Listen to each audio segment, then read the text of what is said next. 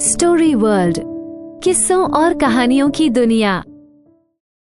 नमस्कार दोस्तों, story world में फिर से आपका एक बार स्वागत है। आज का किस्सा उन लोगों के लिए है जिन्हें लगता है कि इस दुनिया से अच्छाई और इंसानियत खत्म हो चुकी है। यह घटना कुछ 4-5 दिनों पहले ही घटी है और तभी से मैं सोच रहा हूँ कि इसे रिकॉर्ड कर लूँ। 1-2 बार कोशिश भी की पर सफल नहीं हो पाया। दरअसल दर्द में हूँ।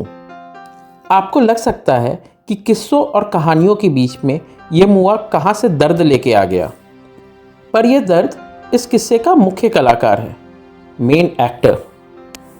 तो चलिए शुरू करते हैं और देखते हैं कि आज ये किस्सा मैं रिकॉर्ड कर पाता हूँ या नहीं। रामनवमी के एक दिन पहले की बात है।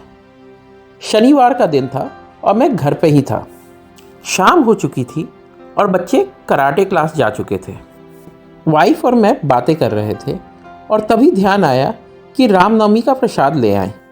मार्केट ज़्यादा दूर नहीं है, तो फिर क्या था, कार निकाली और चल दिए। वह इलाका थोड़ा ज़्यादा ही व्यस्त रहता है, इसलिए पार्किंग में बहुत बार दिक्कत आती है। सर्विस लेन में पार्किंग की एक जगह बनी है, तो वहीं पे कार पार्क की और मार्केट की ओर चल दिए। जहाँ कार पार्क की थी और रोड के बीच में एक उठा हुआ प्लेटफॉर्म है, जहाँ पे पेड़ पौधे लगे हुए हैं। उसे अनेकों बार क्रॉस किया था, पर उस दिन कुछ अजीब ही होना था। रोड और रेस प्लेटफॉर्म के बीच में एक छोटा सा गैप है। मेरा पैर वहीं पड़ा, अटका और मुड़ गया। एकाएक इतना दर्द हुआ जैसे कि प्राण ही निकल गए हों। दर्द से बिलबिला के मैं वहीं बैठ गया। मेरी हालत देख के वाइफ परेशान हो गई। उसने पूछा, सब ठीक है? जवाब उसे भी पता था। मुझे पता है मेरा चेहरा सारी कहानी बयां कर रहा था। वो मेरा पैर सहला रही थी, शायद ये भी चेक कर रही थी कि कहीं मेरा पैर टूट तो नहीं गया। उसने कहा, मैं पानी लेके आती हूँ, पर मैंने उसका हाथ पकड़ लिया। मैंने कहा, यही रहो। वह रुक गई। फिर कुछ देर में जब मैं उठ नहीं पाया तो उसने कहा कि मैं किसी को बुला लेती हूँ, मदद हो जाएगी। मैंने कहा, बुलाना, पर अभी रुक जाओ। मैं अपने दर्द से बात कर रहा था, उसे समझा रहा था, बुझा रहा था कि भाई थोड़ा सा संभल जा, पर वो मानने को तैयार ही नहीं था।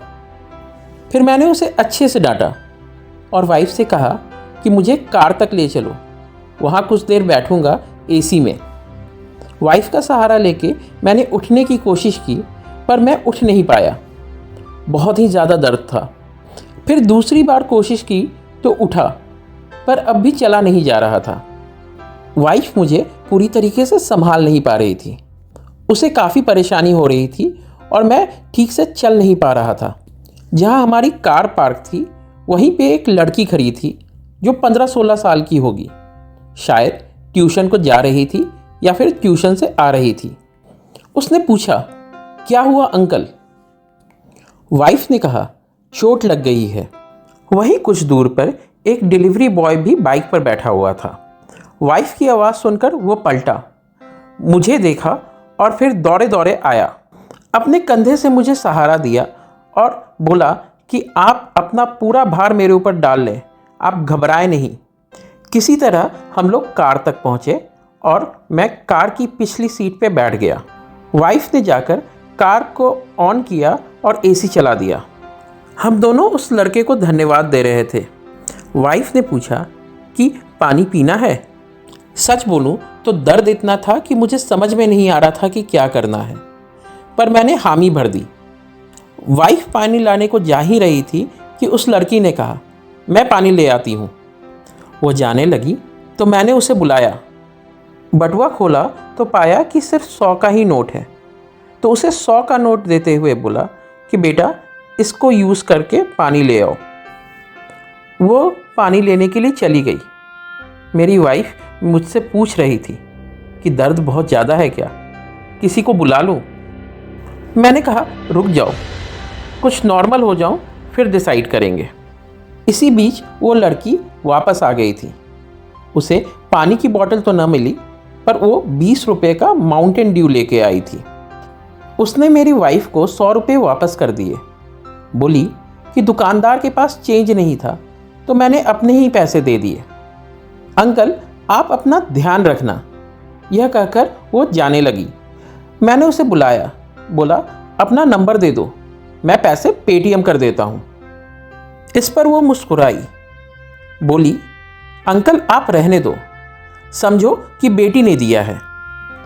उसके इतना कहने पर मैं हतप्रभ रह गया, कुछ उत्तर देते न बन पड़ा। इतने दर्द के बाद भी वह बात दिल को छू गई, मन को एक ठंडक का एहसास करा गई।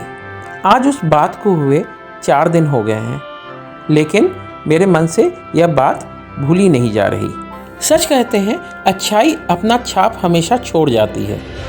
अभी तो त्योहारों का ही मौसम चल रहा है। पहले ईद आई, फिर नवरात्र चले, साथ ही चैती छठ भी पूरा हुआ। उसके बाद रामनवमी आई, जिसके समय यह घटना हुई, और अभी तो बैसाखी और बिहू का आना बाकी ही है। हमारे त्यौहार हमारे जीवन में खुशियाँ लाते हैं, हमें अच्छाई का महत्व सिखाते हैं, हमें भेदभाव भुलाकर आपस में प्यार करना सिखाते हैं। और ये घटना भी कुछ ऐसी ही है। उस दिन उन दोनों व्यक्तियों ने बिना कुछ सोचे समझे मेरी और मेरी वाइफ की मदद की। उनकी अच्छाई हमारे ऊपर एक अमिट छाप छोड़ गई। उम्मीद यही करता हूँ कि आने वाले समय में हम सभी अच्छाई के राह पे चलें।